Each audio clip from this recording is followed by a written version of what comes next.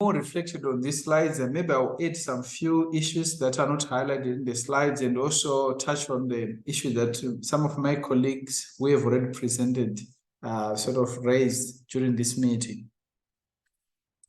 So our goal,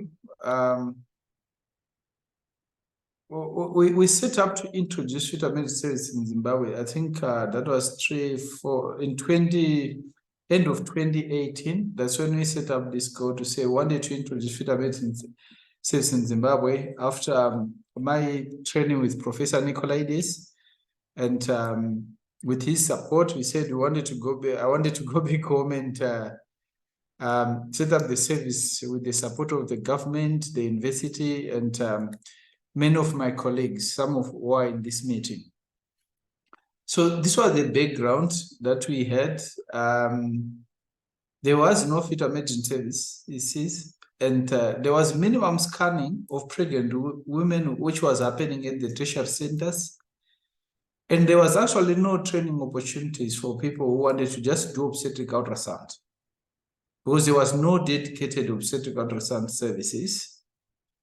And there was no clear protocol of how to look after the abnormal findings, and so that the high-risk cases, it was not clear how to manage them. In our district, there was very limited to no scanning happening at our district and provincial centers, so that most of the women, the few women who would be scanned, would be referred to some private centers around. Some would travel a distance of around 200 kilometers to just go and have a scan to confirm that they are pregnant. So this was our situation. Then we set up to achieve the following objectives for ourselves. We said we wanted to promote the widespread use of ultrasound, then to also establish fetal medicine service, to establish a research infrastructure in women fetal health, and to establish local and regional centers for training in obstetrics and ultrasound and fetal medicine, to collaborate with partners in women's health. So this was our goal, and this is what we did. We solicited for support, both local, national, and international partners. Then we recruited obstetricians who had special interests in fetal medicine, people who came forward and said, look, we want to study in fetal medicine. Then we also recruited midwives and sonographers. I think some of them have already presented in this platform already. So, and we identified the infrastructure, we sourced the equipment, we also got the donation from partners, as Professor Nicolaides highlighted that he gave us state-of-the-art machines, ultrasound scan machines, to complement what was already on the ground in our hospital. Then we started training staff, in-house training of how to do obstetric ultrasound, then we organize ourselves into a unit, and we started teaching our obstetric colleagues the role of fetal medicine in obstetric practice, because the system was not aware or clear on what is the role of fetal medicine. At first, some thought were there to sort of challenge their management or to change their management. Some felt were there to take their care plans. So we had to teach through scientific forums and also through departmental meetings, so that people could understand what will be our role in the women's care plan, pregnant women's care plan. Then after a year of training people how to do the ultrasound scan, then we organized the unit into functional clinics, because we had we felt that people were at the right level to start offering clinical services to the institution and the nation. Then, of course, we established a trust, Fetal Medicine Foundation Zimbabwe Trust, through the support of our partners, which is the one which is even hosting the meeting today. So we did set up our scanning rooms. I think my colleague from Ethiopia showed how they were set up, but one of the things that we did was to come up with a database.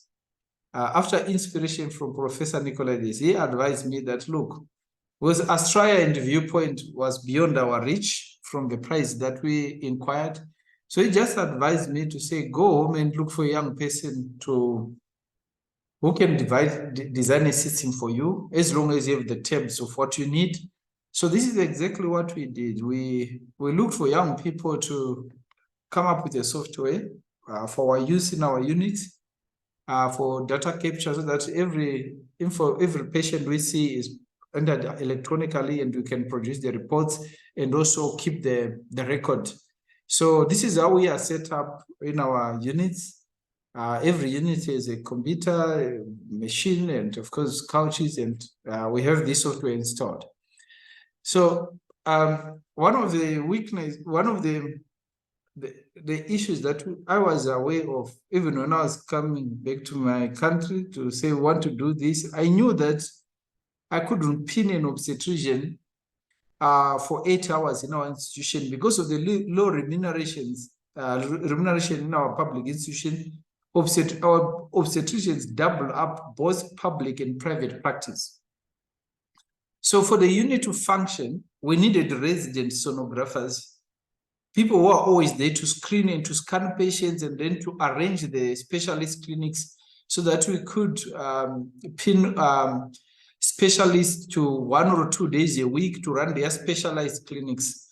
So we trained midwives to be the primary providers of ultrasound scan services in our units, so that everyone is seen by these midwives. We train them to a high level so that they are able to detect fetal defects, to assess Dopplers.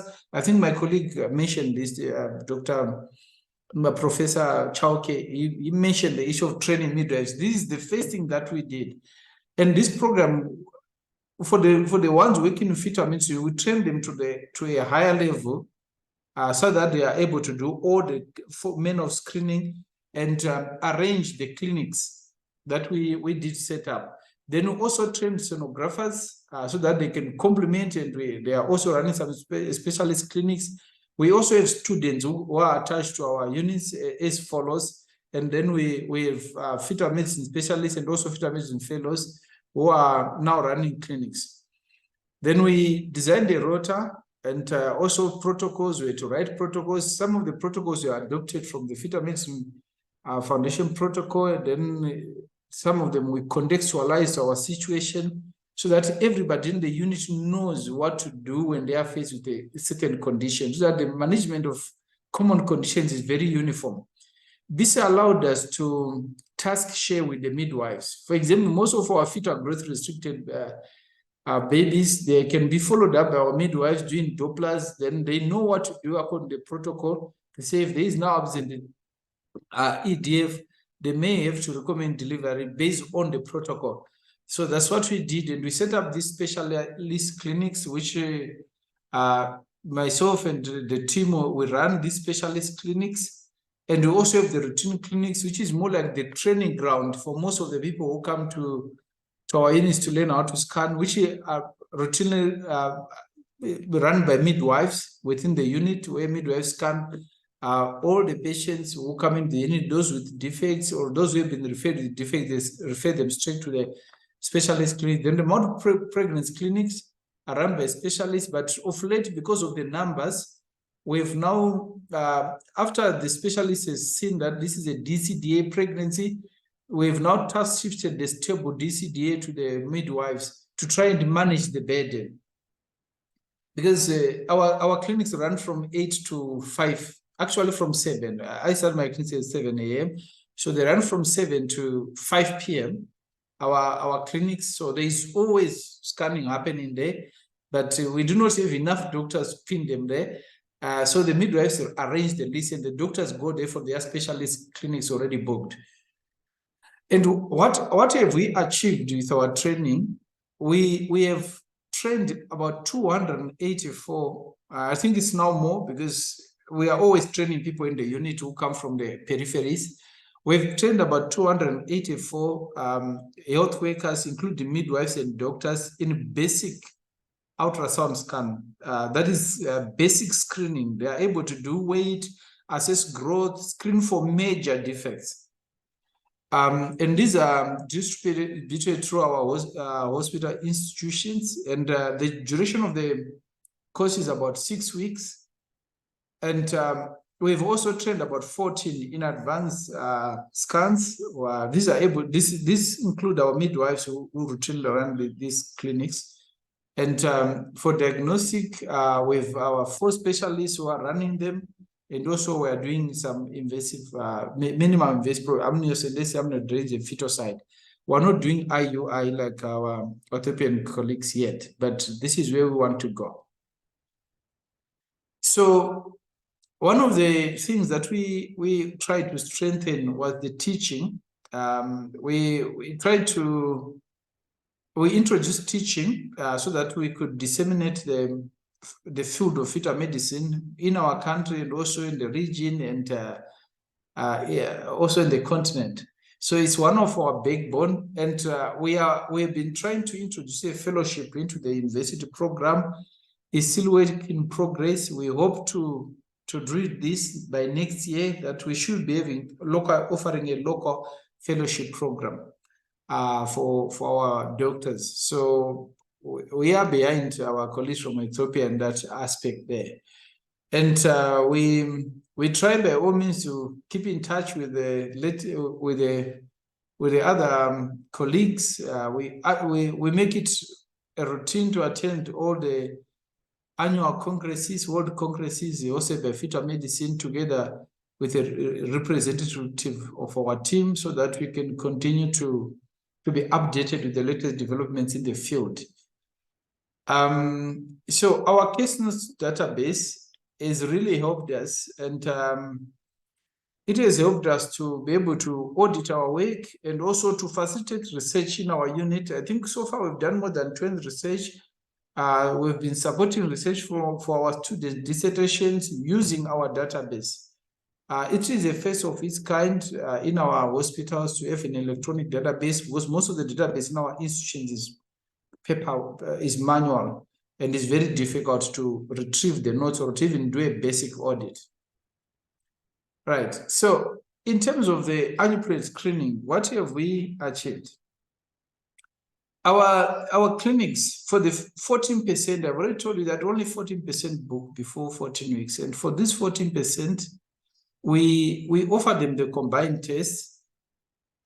Before, we used to send our sample to South Africa through a local laboratory, and it would cost the patients about 75 for those who could afford. But now we have a local laboratory that is now doing for about 45 United States dollars, which is quite a market improvement for Zimbabwe standards. So we are offering them combined tests, but there are others we cannot afford, and we end up just screening them based on the FMF application without the biochemistry. So we do offer annual screening in the public sector. The private sector is a totally different story. We are offering both the combined test and the NIPT in the private sector. The private sector probably mirrors more or less what is obtained in the Western countries at the moment in terms of fetal medicine practice. That's where we are really. So yeah, then the late bookers, we don't necessarily offer them triple or quad test straight away or NIPT, but we normally do a detailed anomaly scan. If we don't see anything on the soft markers, we normally give them a pass, and we don't proceed to offer them testing. But for those who we have soft markers or where we pick up a major defect, for major defects, we offer them the opportunity of invasive testing. But we still have a challenge in that aspect that it's only those who can now afford the private fees. We go on in terms of the karyotyping. The procedures, we do them for free in our public hospitals. Those who can afford, we do. Believe you me, even in our public hospital, there are patients who tell us they can afford it to go on to do these procedures. But the majority has been highlighted here is beyond them, the charges. So we believe we have changed a lot of things since the introduction of fetal medicine. Obstetric ultrasound was not readily available. Now it's readily available for our high-risk group of women in the ward, and also those seen in the ANC. They are now being done quality scans by our team. And we have made a difference in the care of this high-risk group of women through our inputs. And we've sort of invigorated prenatal screening because it was a little bit patchy before the introduction of fetal medicine. And we are now helping with prenatal diagnosis because this service wasn't available in the private sector. No one was doing amniocentesis in the public sector, in our hospitals. Then we have also introduced labor ward scan because before we didn't have a scan labor ward, and we are continuously training our midwives and doctors in the performance of the labor ward scan. Then the few interventions we do I've already mentioned, and recently we have introduced CTGs in our labor wards to improve the fetal monitoring, and we've been training staff. We have actually appointed 2 midwives who are dedicated in just doing CTGs. We've been training them, and that's their job in the labor, just do CTGs in one of our major hospitals. Then the research work is ongoing, and the teaching in the university, we've added our own modules there where we are teaching students on fetal medicine issues. We are very grateful. These are our partners who helped us. Fetal Medicine Foundation, very big help. And the ministry, our Ministry of Health, has supported us. Resources are never enough in African settings, but we are grateful that the Ministry of Health of our country has helped us. So is the University of Zimbabwe. And we've worked with all of these partners in our program of widespread use of ultrasound. We have been sponsoring some of the trainings when we were disseminating ultrasound scan skills throughout the country. All these guys played a leading role, really. Thank you so much. So yeah, so that is our model of fetal medicine at the moment, and we're still growing. Thank you. Thank you very much, Dr. Veranga. Very, very, very nice listening to you, you know, as we compare how far we are from reaching Zimbabwe. This is actually a very good opportunity to see where we can benchmark and what we can learn from our colleagues in Africa who've gone ahead of us. I see in the comment section, your team in Zimbabwe is very, very encouraged by the progress you've been doing in the city, and they're asking for you to actually come to the rural areas. So a challenge for you, you're doing this good job. So we'll move on to our next country. This is Mozambique, and this would be presented by Dr. Aderito. Loading in your, then we'll take all the questions collectively. Just write them down or put them in the Q&A section. Dr. Aderito, are you on?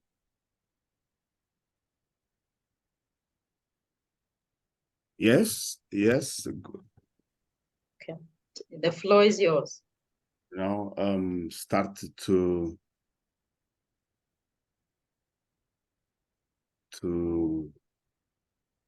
have a good designer.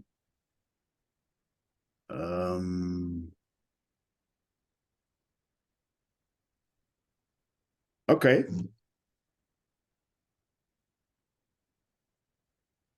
Okay. Good afternoon.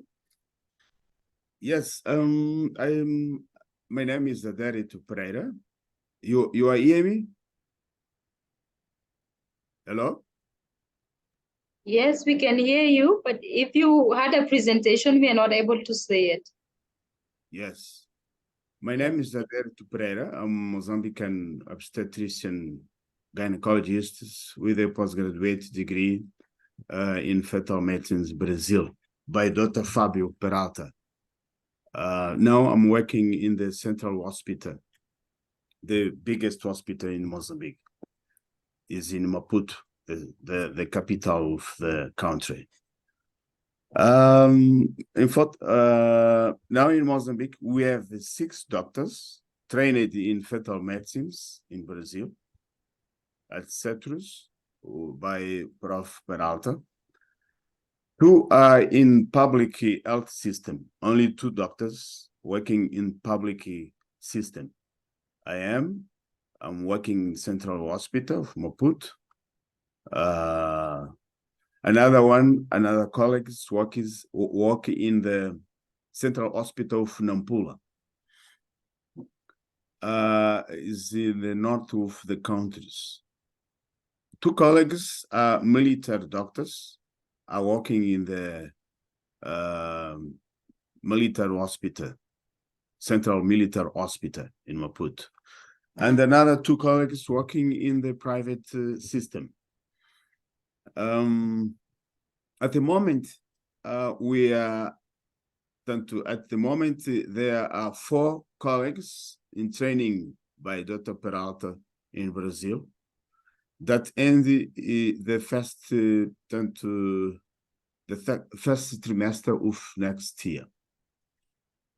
And we have been negotiating with our heads to open a maternal fetal medicine service in Central Hospital. And we hope that soon we will have a service in Central Hospital of Maputo. And so we'll create a condition, we're creating now connections with the world and the way to improving the qualities of care to our population. Now we have 2 major challenges. The first is to show obstetrician the importance of fetal medicines and spread to the population. The second is to negotiate with the decision makers to support the ID and the equipments. Now we have no any service of fetal medicines in Maputo. That fetal medicine service public. Only we have 1 fetal medicine center, but it's private. Now we are trying to speak with our boss to help us to create the service of fetal medicines. I want to take this opportunity also to ask Prof. Nicolaides to start looking at Mozambique in context to create a fetal medicine center.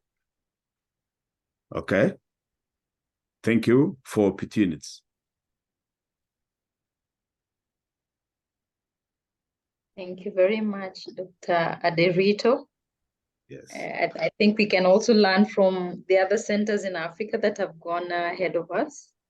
If you have, Nicolaides is very collaborative. I think if you reach out to him, even via email, Mozambique would be somewhere in that collaboration. So in the interest of time, let's move to Tanzania. Dr. Helen Rina, you to give us a brief. Are you with us? Hello. Hello, good afternoon. My name is Dr. Helen Mrina, and I'm an obstetrician.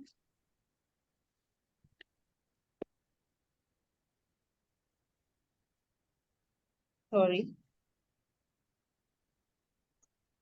I'm an obstetrician gynecologist currently practicing at Muhimbili National Hospital, which is a tertiary hospital in Dar es Salaam, the capital city of Tanzania. I recently graduated in maternal-fetal medicine from South Africa. My graduation was actually this year in May. So regarding the practice of fetal medicine in Tanzania, I would say that we are just at the baby stages. I'm the first obstetrician who has received the training in fetal maternal medicine. So we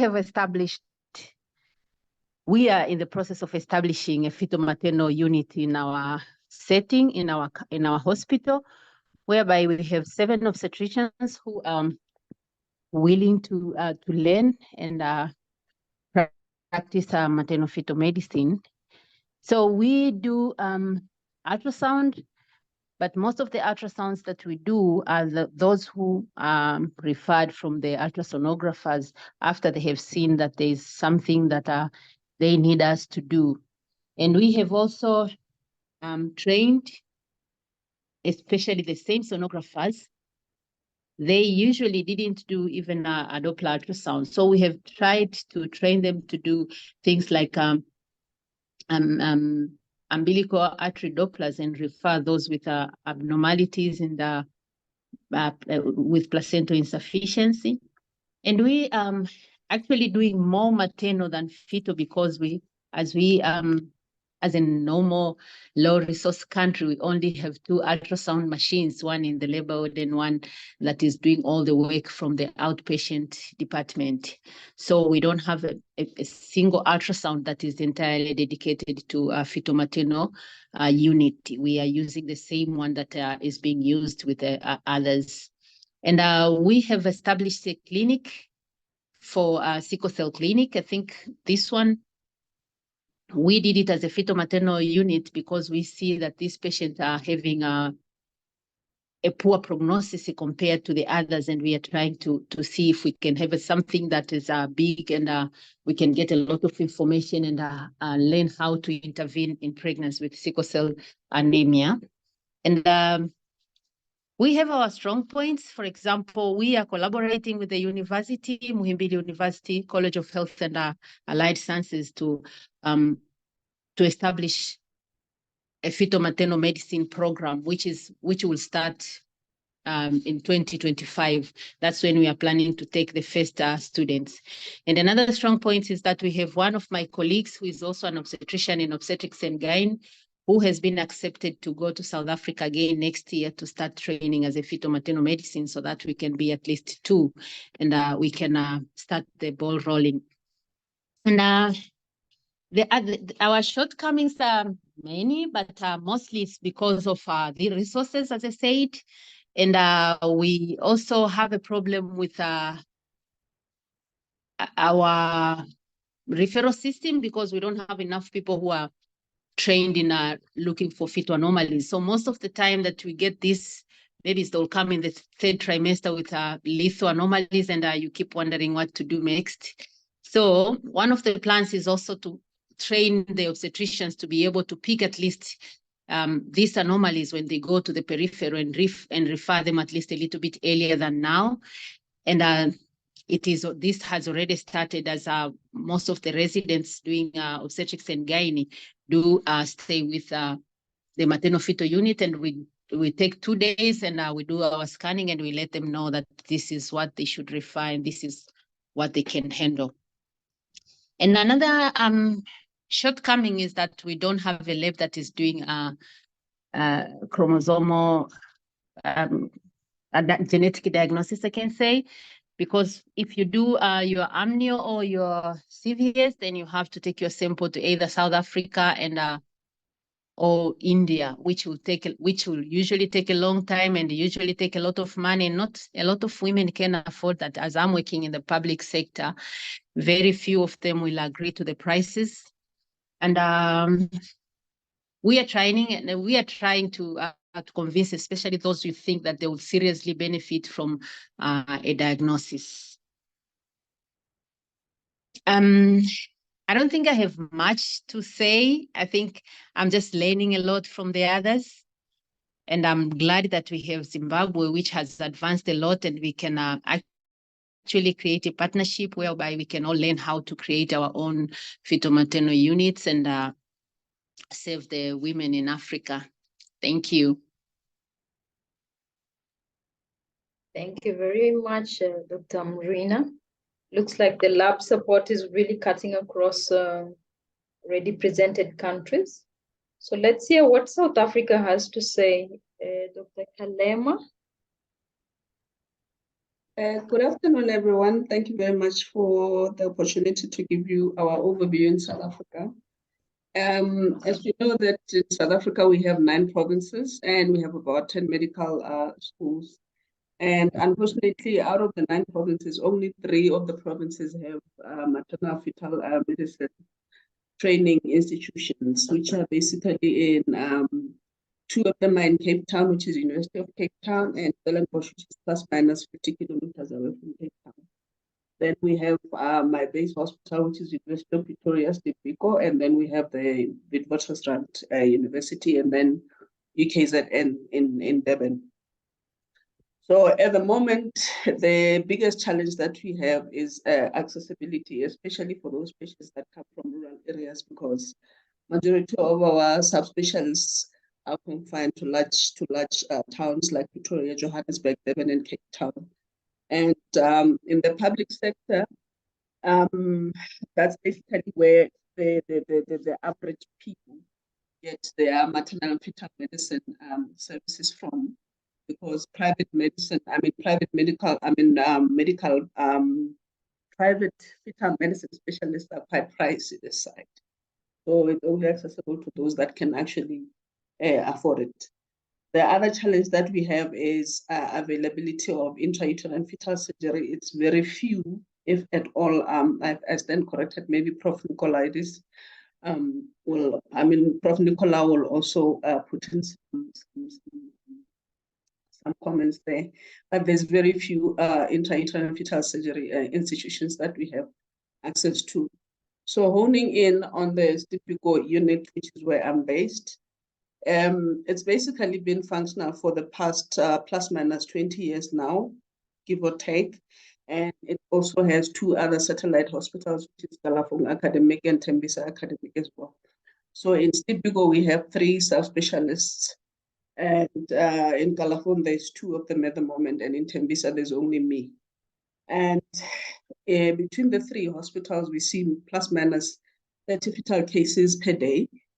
And this includes also intrauterine procedures, which includes amniocentesis, feticides, and sometimes intrauterine transfusions.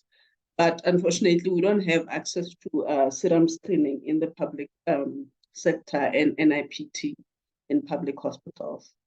So we also have maternal medicine clinics that are running fully from Stipiko and Kalafong, and we only just started one in Tembisa after I completed my training.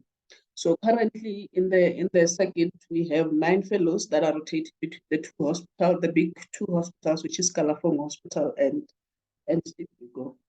So it's like I'm just reiterating what everybody else has said. We are still growing subspecialization.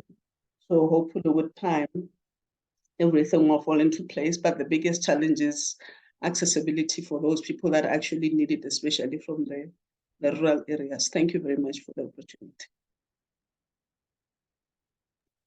Thank you very much, Dr. Kalema. Dr. Betty from Ghana, there to you. Thank you, Rosa. Good afternoon, everyone. I'm happy to be here. I'll try to see if I can share my screen.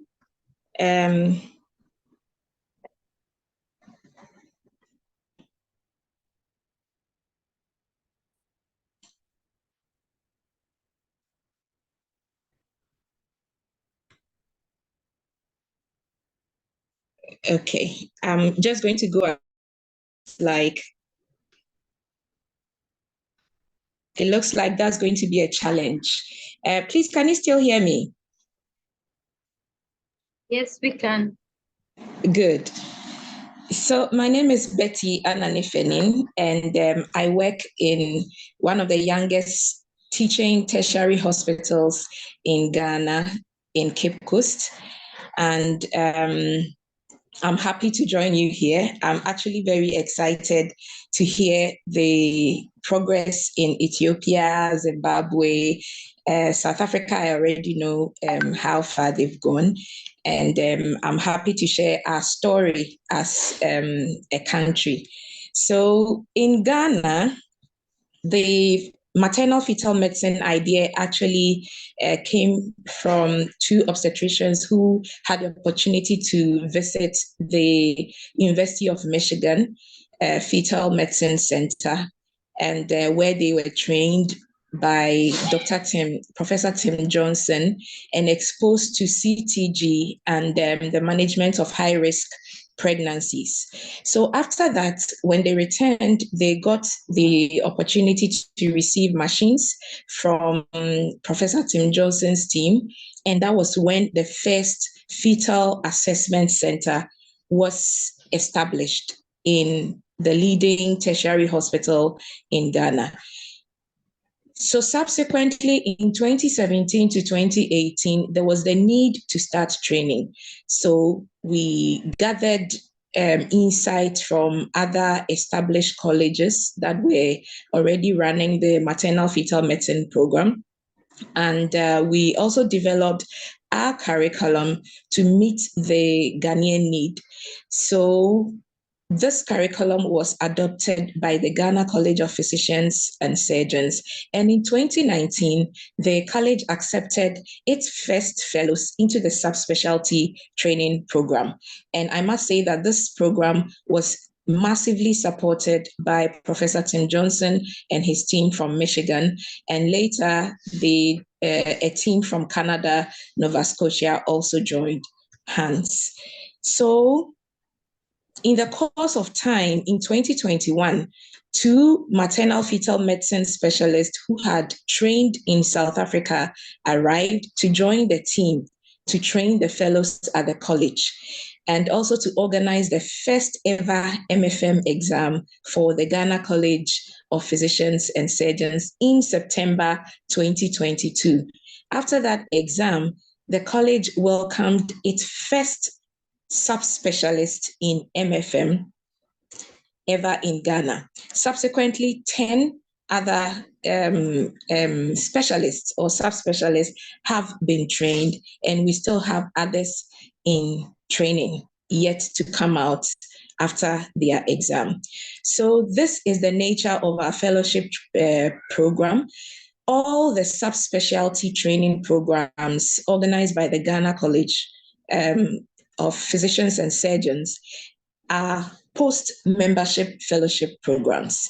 So MFM is a 3-year program, and at the end of the 3 years, candidates are supposed to submit a logbook of their cases and pass an exam which comprises multiple choice questions, OSPIs, OSCEs, and a dissertation defense in order to qualify as MFM specialists.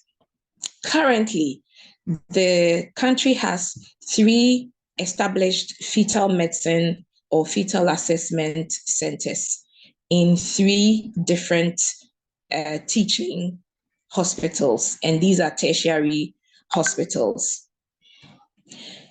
The services available in Ghana include first and second trimester anatomy scans, growth scans, of course, to pick up IUGR and then manage appropriately, and other anomalies to counsel and then to offer appropriate management or treatment.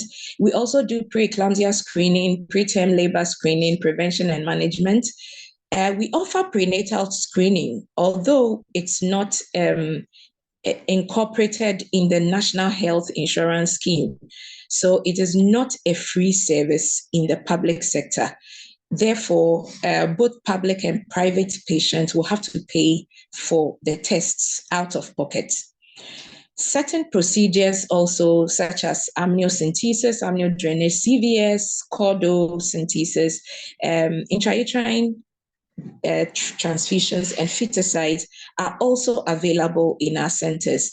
But I would say that we haven't gotten the opportunity yet to do our first intrauterine transfusion. We are still in the baby stage.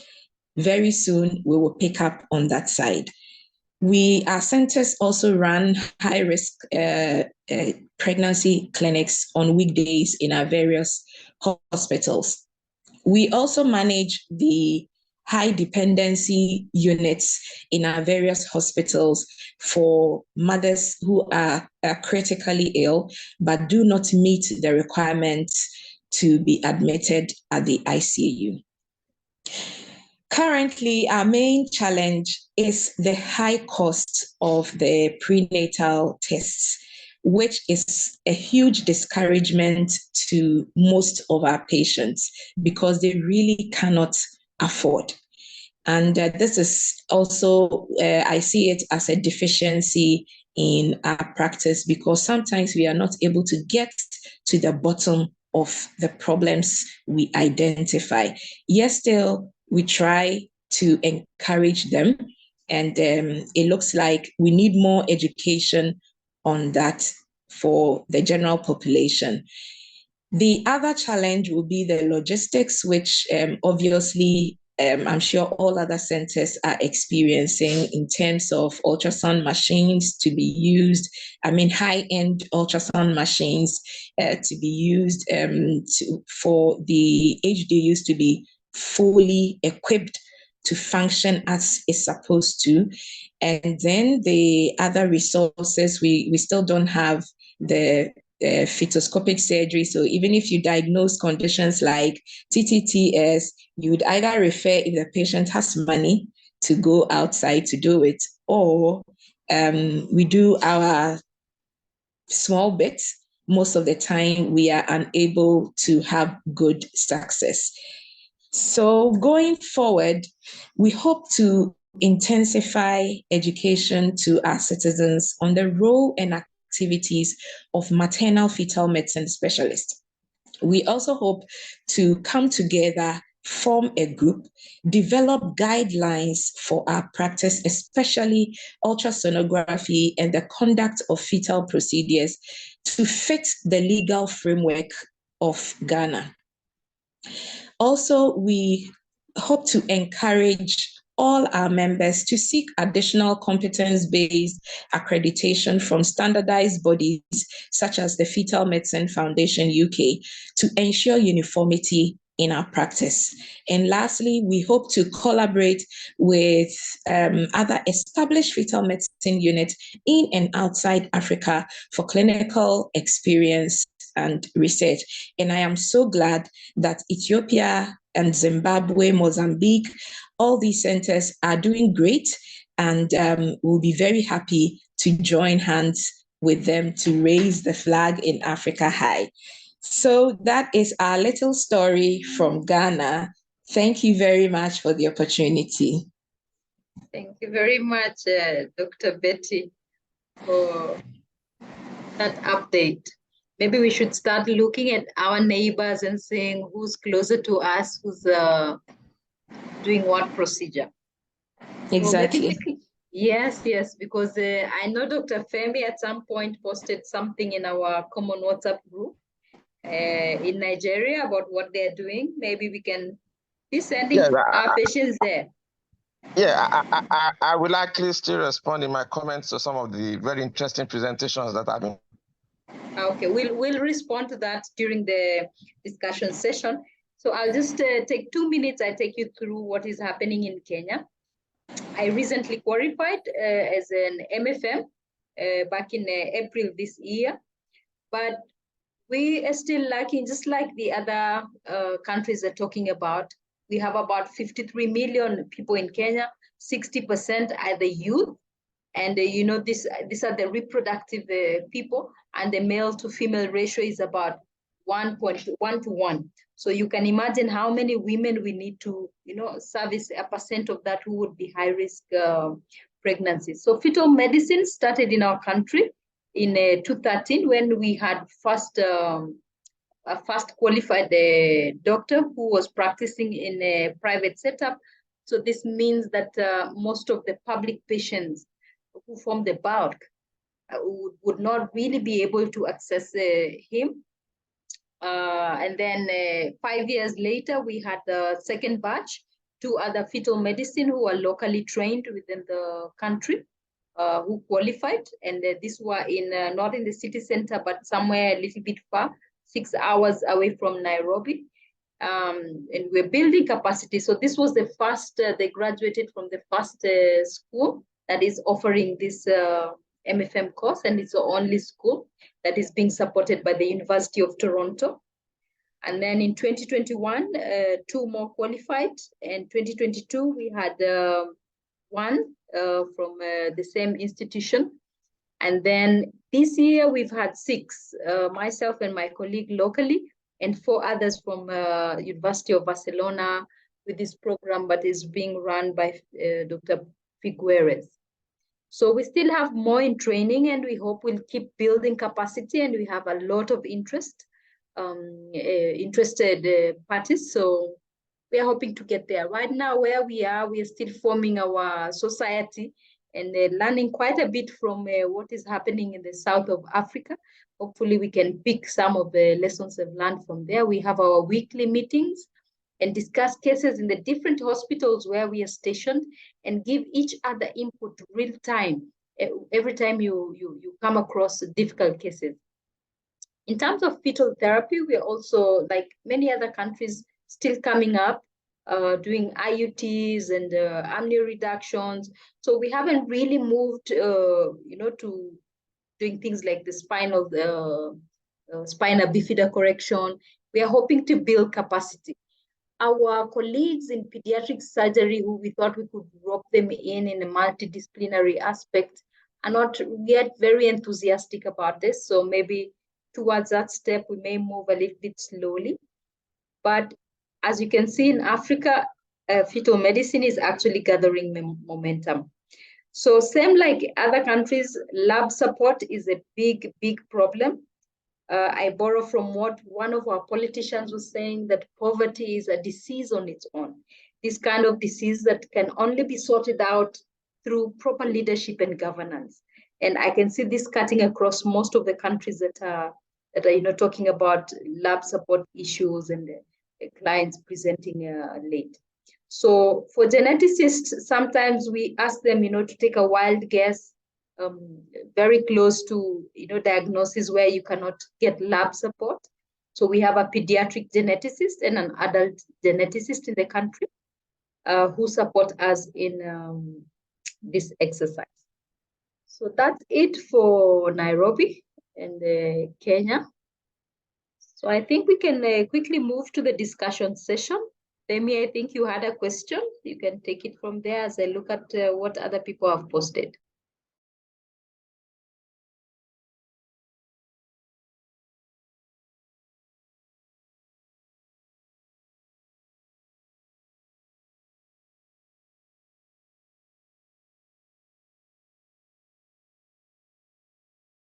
I seem not to have access to the Q&A.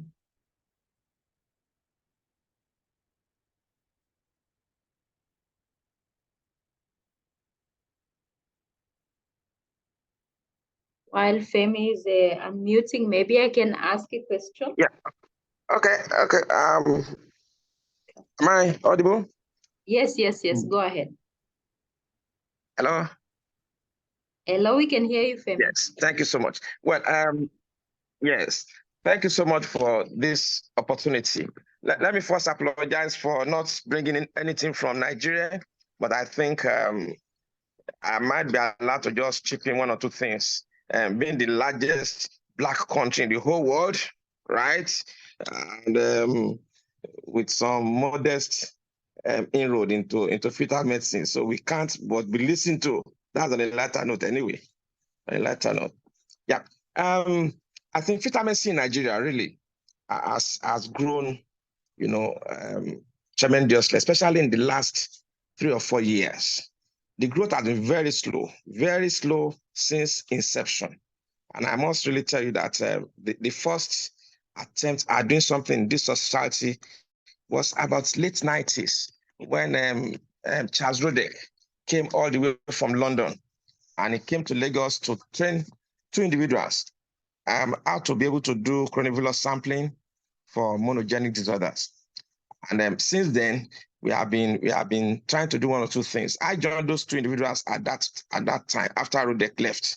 So then we now expanded to now begin to screen to diagnose other conditions like chromosomal abnormalities using chronovolus sampling.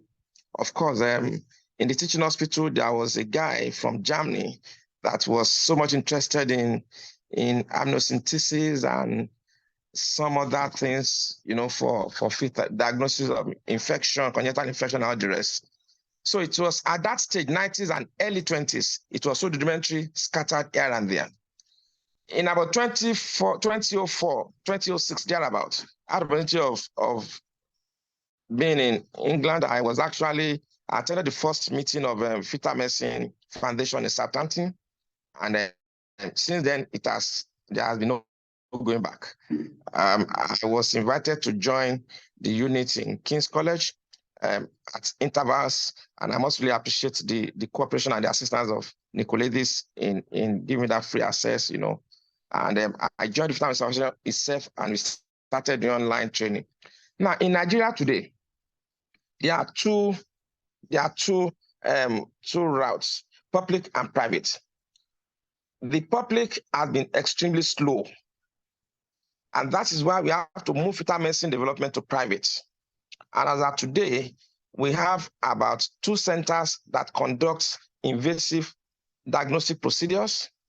As of today, we have a center that is versatile, which is the one that I run, that does all forms of invasive diagnostic procedures, starting from amnio to chordosynthesis, fetal transfusion, management of amniotic fluid disorders, and of lately, fetoscopic surgeries.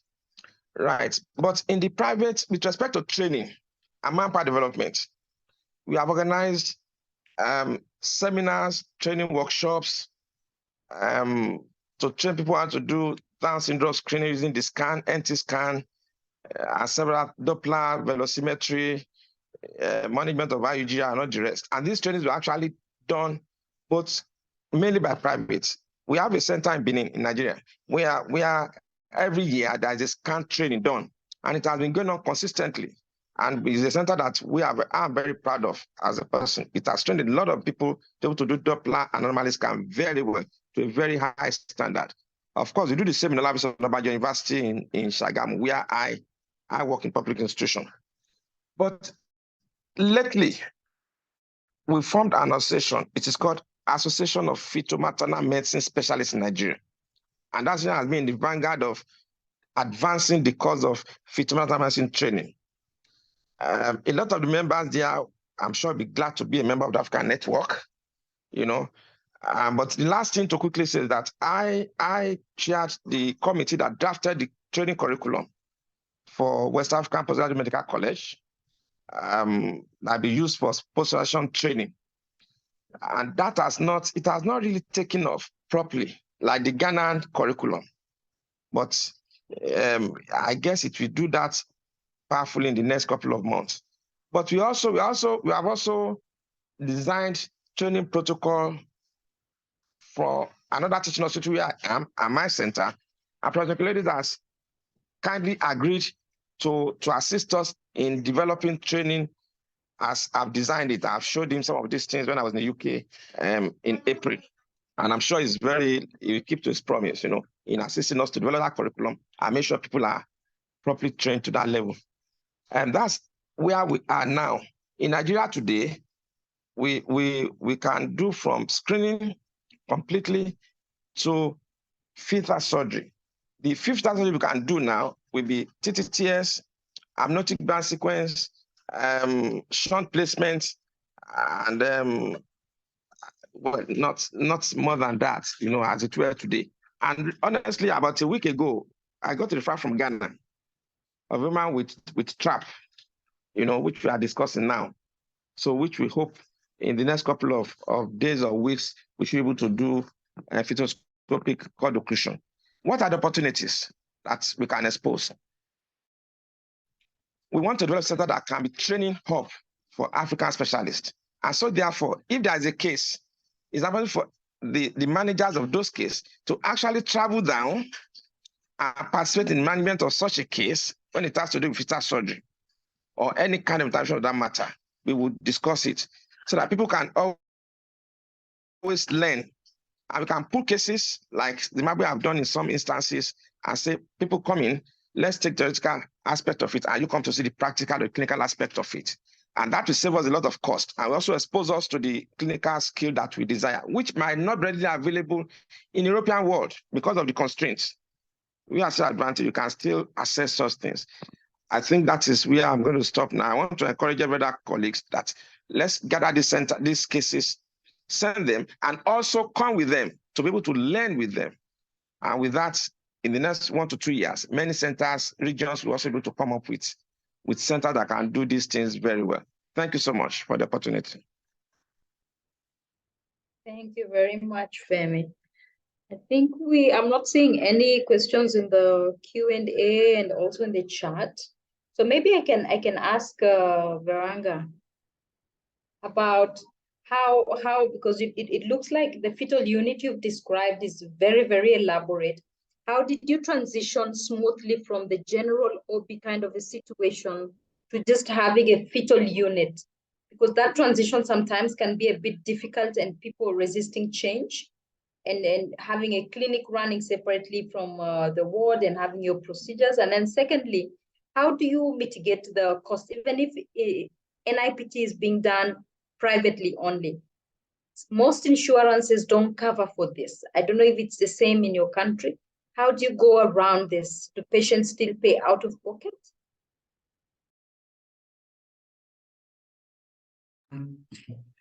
Thank you so much, Rosa. You are right to say the transition was not easy to convince the colleagues that we needed to set up a dedicated fetal medicine unit. It was not easy, but through persistence and also through convincing the colleagues through our teaching and also demonstration of our work, of the value of our work, I think colleagues eventually gave in, but the resistance is always there. This is the advice to my colleagues who want to start, that it's not going to be easy to, it's more like a disruption of the system, a little bit disruption to the benefit of the system.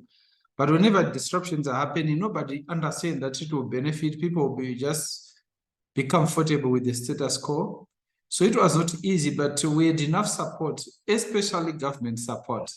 Very important. I think one of the things that, which I'm very grateful to Professor Nicolaides for, is that when I shared him with the vision that I wanted to go back to my home country and, start fetal medicine, Professor was also weary of this kind of challenges. He actually asked me, say, would they allow you to? Because he was also skeptical that the governments in Africa are very rigid. So I said, I don't know, but this is what I want to do. Then he said, look, do you have your ambassador? Why don't you talk to your ambassador first and understand if the government will allow you to do this? So we involved the government at the level of ideation of the issue. And I think that helped in terms of managing the local politics. When you come to the hospital, if the Minister of Health is behind you, certainly it makes it easy because it will make the hospital authority understand you, your colleagues. Of course, there are some who fight, but they won't be have the powers to stop you because you'll be having the backing of the Minister of Health. So the Minister of Health in my country played a very pivotal role to make this happen, to ward off the fights, but the fights are always there, to believe you me. Then the second issue is to do with the NIPT. Our population is heterogeneous, let me say so. You'll be surprised that, let me just give you an example of the private sector. The clients I see, for example, in the private sector, I think more than 60% of them, they're actually doing NIPT, which costs about $500 United States dollars. Then when I come back to the private sector, to the public sector, the public sector, since we have had the $42 test, which is now being done locally, we always offer all the first trimester this test, and the acceptance rate is probably somewhere in the region of 40 to 50%. Patients who go to have it done, but the rest, they will tell you they cannot afford. I'm just referring to the central hospitals. But obviously, this test is not accessible to the generality of the population out there in other parts of the country. Our strategy has been to gather the data through those who are doing, so that we can advance our arguments to the hospital authorities, so that they appreciate that the test is needed. For the combined test, the papain-free beta-HCG, fortunately, the local laboratory is accepting medical aid, which was not the case before when we were sending to South Africa. So the medical aid is now helping in terms of the uptake for those women who are on medical aid. So it is helping in terms of improving the uptake. But we've always tried to aim higher, to lead the way, and to convince the hospital authorities, after having led the way, that this is important. So our strategy now is to try and convince the hospital authority to offer these tests in our local laboratories, because we've now discovered that papain-free beta-HCG can be done at the same cost as an FBC, and probably much cheaper than an LFT as their individual in their individual form. So if FBC and the LFT are being done routinely, certainly we are going to convince them that this test can also be done in the same way. Thank you.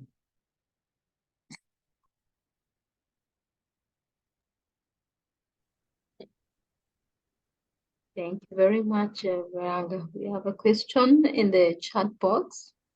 This is directed to Peter and the rest of the team about resistance from radiology department now that they feel like fetal medicine people are encroaching into their practice. How did you get them on board that we're in a team, not against each other? Anyone feel free to answer. Yes, let me just make an attempt at that.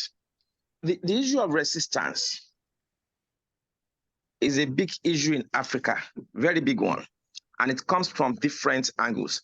The first is resistance from those within the specialty cells, OBGYN.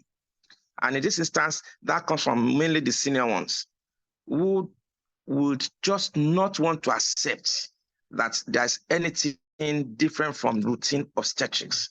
Some of these resistance are deliberate. Some of them know, but they don't know there's something else that can be offered. And the reasons are very obvious. You know, as Africans, we are usually challenged by this ego and I don't know what to call it sometimes, that just makes us see what is right and deliberately choose the wrong path. And so a lot of senior ones, therefore, would deliberately not want the junior ones to exhibit the skills and learnings that they were able to get from outside their countries. We need to look at that. And what I did was to rub their ego. You must rub people's ego if they must allow you to do something. You must learn to stoop a little bit low.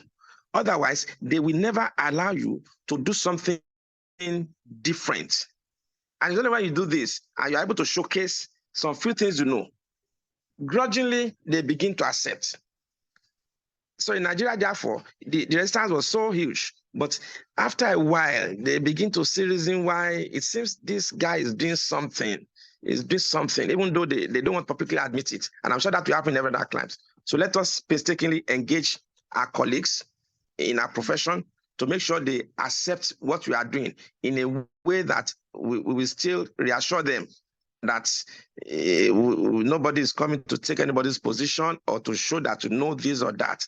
It's just to display what you can do for the majority of your people. The other thing I think we must begin to look, the other angle is the radiologist.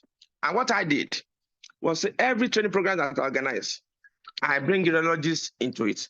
And I talk to one or two that in your radiology specialty, you can actually show interest in radiology that has to deal with the fetus and pregnancy. MRI is there. Ultrasound is the most basic. That can you develop skills in this area and let it be known that you are a radiologist but special interest in fetal radiology. And they were very excited that, oh, it means they can also catch a need for themselves in radiology and still be recognized. And that is why one or two of them has really been very, very supportive. In fact, there is one in Nigeria now that is well known. The only thing she does is anomaly scan, NT scan in a teaching hospital.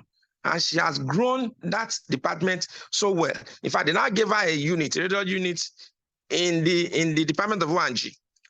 Even though she's a member of radiology per se, but you go and do radiology in ONG as a consultant and being the NT scan and anomaly scan for them. And we've been seeing the results very well. So we therefore need to talk to these people, radiologists. We are not radiologists. We're only interested in the fetus. And one of you two can also be a member of this fetal medicine team, and they probably get it. The third aspect is government. Government all over Africa, not that they don't have money, but it's just that the fetal medicine we are talking about is not something that is widely seen and available on the streets. And so when anything is not so visible, they don't spend money in it. It's different from you want to construct a road, you want to do a rally. When you want to do such, they can invest hugely. But you want to do amniocentesis for just one baby or this, they don't want to spend that respect. The only way is, again, like you have said, to engage them and make them see reason why they should do this differently. Of course, what always happens is this. Most of us are not that close to them. Those who are close to them are our seniors, very many years and so on. And these ones, we always send them something different. So that's why you to identify someone who can provide access to government, that can now move closer and showcase some of these things. Another way to access government is through foreign assistance, like Kipros was trying to do. He was talking to the minister of Zimbabwe. They will listen to him much better than somebody in Zimbabwe, whether you accept it or not. They will listen to him much better. And so therefore you can identify an influencer person outside and encourage the person to go through the embassies, this and that, to assess the government. Sometimes it also works, very well. But I think at the end of the day, let me tell you, when you want to start these things in many countries, you will be victimized. Permit me to use that language. You will be pushed aside. In fact, everything will be done to make sure it doesn't see the light of the day.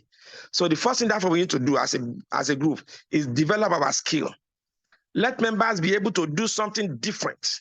And when there are so many that can do something different, the moment they see it, they begin to agree that, look, I think let's give him a chance. He has not just come to tell us the same thing we have known in obstetrics. He's telling us a different perspective. We've known IGR, but it's telling us the application of Doppler in IUGR. We've known there could be aneuploidy, but it's telling us how NT could assist you to screen for aneuploidy. When they hear that, they begin to see that, it means there is something about this thing that we should listen to. So first thing, therefore, let us develop that skill. Training amongst ourselves. If you have so many that can do a lot of these things, before you know it, whether they are sons or not, they begin to be accepted. Thank you so much.